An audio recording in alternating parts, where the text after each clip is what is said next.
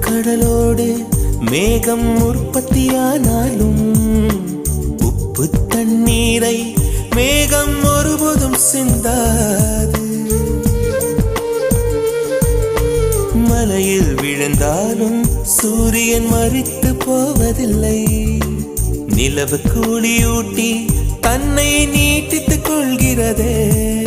மேகமாய் நானும் மாறேனோ, அதன் மேன்மை குணங்கள் காண்பேனோ.